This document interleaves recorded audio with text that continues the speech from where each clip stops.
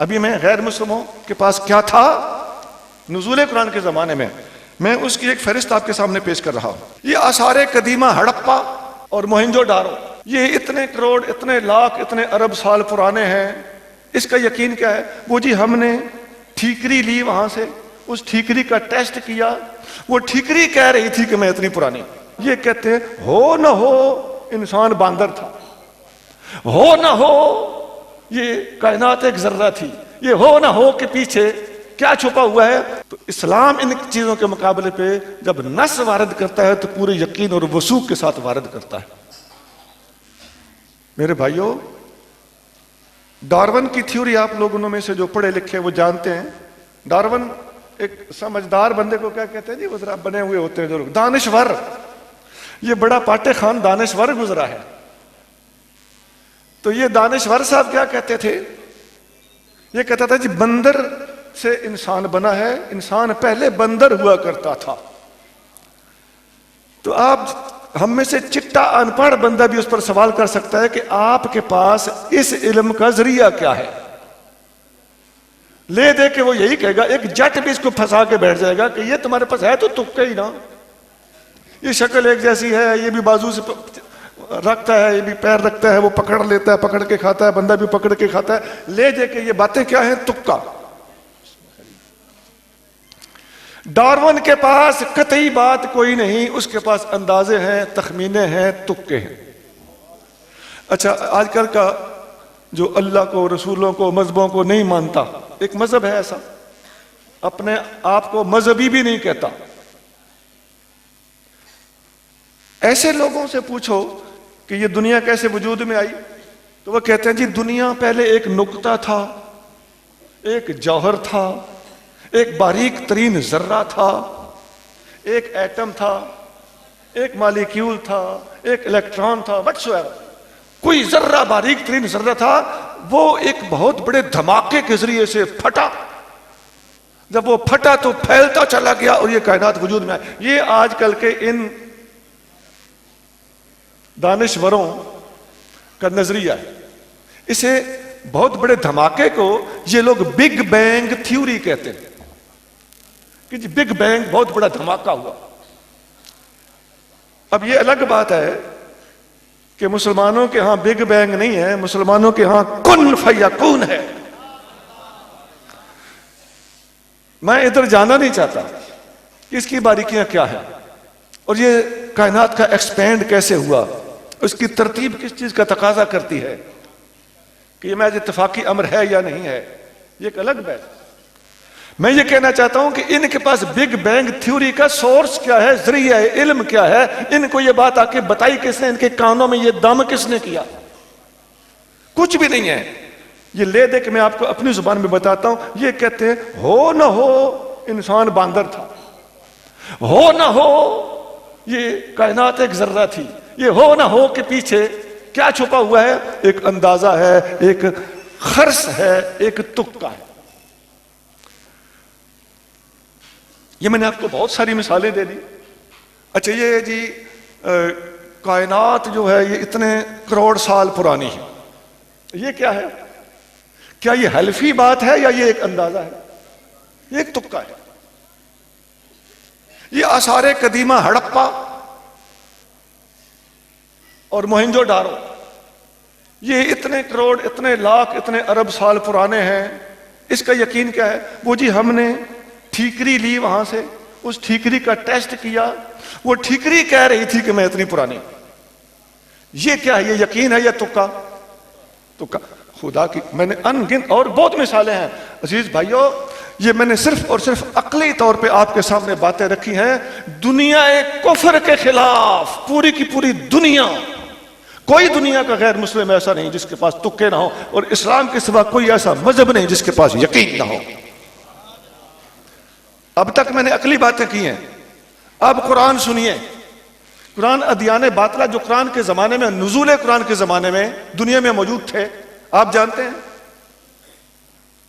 نبی کریم صلی اللہ علیہ وآلہ وسلم سے سب سے زیادہ پہلی ٹکر لینے والے سب سے مخالفین اسلام کون تھے؟ مشرکین مکہ، یہی تھے نا.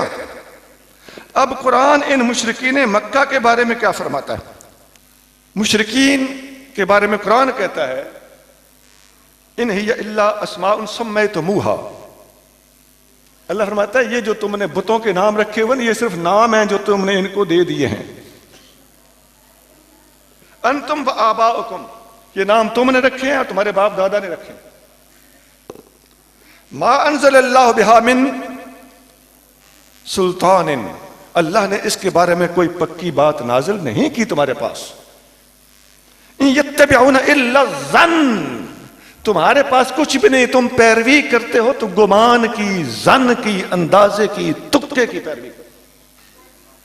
یہ مشرکین مکہ کے اوپر قرآن کا الزام ہے، اور بجا الزام ہے کہ وہ واقعی ان لوگوں کے پاس کیا تھا؟ تک بندیاں. یہ سورۃ النجم کی آیت نمبر 23 ہے. اب مشرکین مکہ کے بارے میں اور بھی اس طرح کی آیتیں موجود ہیں قرآن میں، لیکن میں آپ کو مختصر مضمون پیش کرنا چاہتا ہوں. مشرکوں کے بعد ایک بھاری تعداد یہودیوں کی بھی تھی، خاص طور سے مدینہ منورہ اس کے گرد و نواح میں. یہودیوں کے پاس قرآن کیا بتاتا ہے؟ میں نے باتیں پہلے عقلی طور پہ ثابت کی ہیں، اب قرآن نقلی طور پہ جو بتا رہا ہے، ان باتوں کو ہم جب بیان کریں گے تو اس سے ان عقلیات کی تصدیق قرآن سے ہوگی اور قرآن کی عظمت کو چار چاند لگتے ہوئے نظر آئیں گے. اب قرآن مشرکین مکہ کے بعد یہودیوں کو بھی یوں ہی بے نقاب کرتا ہے. قرآن کہتا ہے یہودیوں کے بارے میں منہم امیون لا یعلمون الکتاب الا امانیہ وانہم الا یظنون، یہودیوں میں بہت سے لوگ ہیں جو ان پڑھ ہیں، کتاب کو نہیں جانتے، ان کی صرف وہم و گمان اور حسرتیں ہیں. انہم الا یظنون، ان کے پاس بھی صرف ظن ہے، گمان ہے، تکے. یہ سورۃ بقرہ کی آیت نمبر 78. ایسے ہی مشرکوں اور یہودیوں کے بعد عیسائیوں کا تذکرہ سنیے. قرآن ان کے بارے میں کیا کہتا ہے؟ وقولہم انا قتلنا المسیح عیسی ابن مریم، یہودیوں نے کہا کہ ہم نے مسیح عیسی ابن مریم کو قتل کر دیا. آگے جی وما قتلوہ وما صلبوہ ولکن شبہ لہم، نہ قتل کیا نہ سولی پہ چڑھایا، بلکہ ان کی جگہ پہ کوئی اور بندہ تشبیہ دے دیا گیا تھا. اچھا وَإِنَّ الَّذِينَ اخْتَلَفُوا فِيهِ، جن لوگوں نے مسیح علیہ السلام کے آسمان پہ جانے نہ جانے، پھانسی چڑھنے نہ چڑھنے کے بارے میں اختلاف کیا ہوا ہے نا، اب یہاں یہودیوں کے ساتھ عیسائی بھی ملوث ہو گئے. ان کے پاس علم کیا ہے؟ اللہ فرماتا ہے لفی شک منہ، یہ صرف شک میں مبتلا ہے. ما لہم بہ من علم، ان کے پاس مضبوط علم نہیں ہے. الا اتباع الظن، ان کے پاس گمان، بدگمانیاں اور شک، اندازے اور تکے. اب آپ کو میں آخر میں بتاؤں گا کہ اسلام کے پاس کیا ہے. ابھی میں غیر مسلموں کے پاس کیا تھا نزول قرآن کے زمانے میں اس کی ایک فہرست آپ کے سامنے پیش کر رہا ہوں. اب آگے چلیے. آپ نے دیکھا ہم نے مشرکین کو بھی کاؤنٹ کر لیا، یہودیوں کو بھی کاؤنٹ کر لیا، عیسائیوں کا تذکرہ بھی آپ نے سن لیا. اب باری آتی ہے منافقوں کی. منافقوں کے بارے میں اللہ تعالیٰ قرآن میں فرماتا ہے، اور بہت سی آیتیں ہیں، میں ایک ایک آیت سنا رہا ہوں. قرآن کہتا ہے مذبذبین بین ذالک، حق اور باطل کے درمیان یہ متذبذب ہیں. لا الہ ہؤلاء ولا الہ ہؤلاء، نہ ادھر کے ہیں نہ ادھر کے ہیں، انہیں کچھ سوجھتا ہی نہیں. ہاں جی، تکے اور اندازے ہو گئے کہ نہیں ان لوگوں کی بھی؟ یہ کہاں ہے جی؟ سورۃ النساء آیت نمبر 143. اب آئیے، اس زمانے میں اور خاص طور سے اس زمانے میں ملحدین بھی پائے جاتے ہیں اور پائے جاتے تھے. ان کے بارے میں بھی قرآن کہتا ہے قالو، خدا کے منکر کہتے ہیں ما ہی الا حیاتنا الدنیا نموت ونحیا، یہ دنیا کی زندگی ہے، ہم زندہ ہوتے ہیں اور مرتے رہتے ہیں. یہ خود بخود کاروبار زندگی، آٹومیٹکلی زمانہ چلا رہا ہے. وما یہلکنا الا الدہر، ہمیں زمانہ ہلاک کرتا ہے. وما لہم بذالک من علم، قرآن کہتا ہے ان کے پاس اس کے بارے میں کوئی علم نہیں. یہ بھی ان کا تکا ہے. انہم الا یظنون، یہ لوگ بھی ظن کا شکار ہیں، گمان کرتے ہیں. آپ دیکھتے ہیں بار بار ظن کا لفظ آ رہا. اللہ تعالیٰ اکثر کفار کا ذکر کرتے ہوئے ایک اور جگہ پر ارشاد فرماتا ہے اکثر کفار. اب یہ کامن سی بات ہو رہی ہے, سارے کے سارے کفار کو اللہ تعالیٰ اپنے اس آیت کی لپیٹ میں لے کر بیان فرما رہا ہے. فرمایا وَإِن تُطِعْ أَكْثَرَ مَن فِي الْأَرْضِ يُضِلُّوكَ عَن سَبِيلِ اللَّهِ إِن يَتَّبِعُونَ إِلَّا الظَّنَّ وَإِنْهُمْ إِلَّا يَخْرُصُونَ.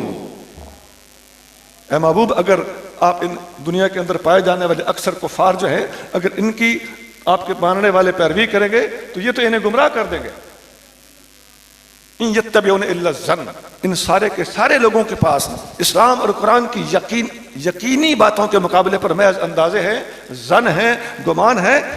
انہم الا یخرصون, اور یہ صرف اور صرف تکے لگا رہے.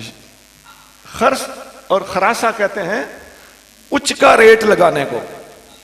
ریڑی پوری 10 کنے دیے, نہ باریکیوں کا پتہ ہے نہ تفصیلات کا پتہ ہے, میں ایک موٹی موٹی باتیں سنا لی, ادھر سے پکڑی ادھر کو آگے پھیلا دی.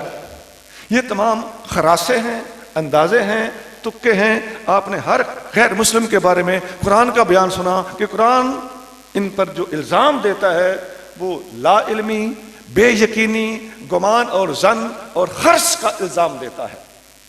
اور بھی آیتیں ہیں ان تتبعون الا الظن وان انتم الا تخرصون.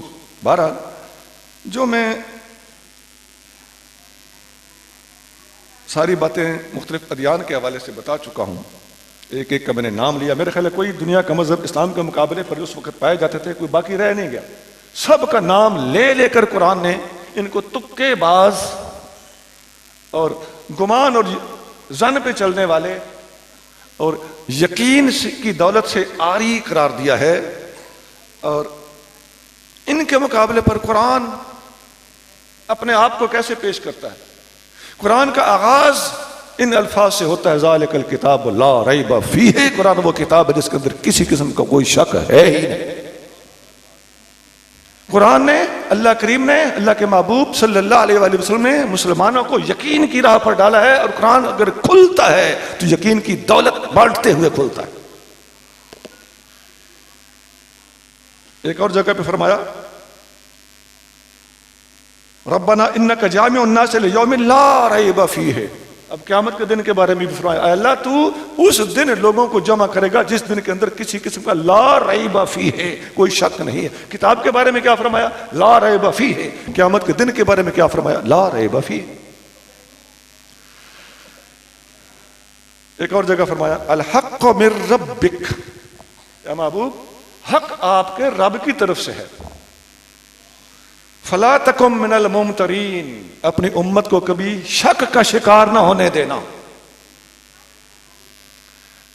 یہ سورۃ بقرہ کی آیت نمبر 147 ہے.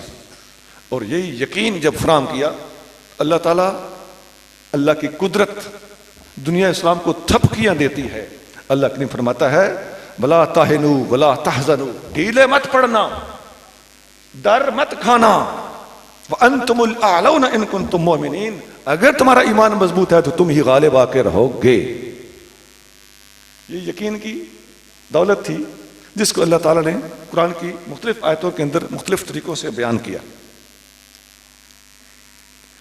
یہ تھا اس زمانے کے کافروں کا بھی یقین ہونا اور اسلام کا ان کے مقابلے پہ یقین کے ساتھ لانچ ہونا. چند باتیں اور بتاتا ہوں. یہ جہاد کیا ہے؟ یہ یقین کی وجہ سے. آپ اس کے اندر اترے, گردنیں کٹانے کے لیے تیار ہو جانا اور سمندروں میں گھوڑے دوڑا دینا کیا ہے؟ یہ یقین ہے. یہ مرتد کی سزا قتل کیوں ہے؟ اسلام کو اپنے دین حق ہونے اور دوسروں کے دین باطل ہونے اور حق سے ہٹ کے باطل کی طرف جانے کے لالے بندے کا قابل قتل ہونے کا یقین ہے. اسلام کو اپنی حقانیت کا یقین. دوسرے مذہبوں میں یہ نہیں ہے, بڑے براڈ مائنڈڈ بنتے ہیں. اصل کہانی کیا ہے؟ اصل بات یہ ہے کہ تمہارے اندر وہ کمزوری ہے جو تمہیں اس قسم کے فیصلے نہیں کرتے.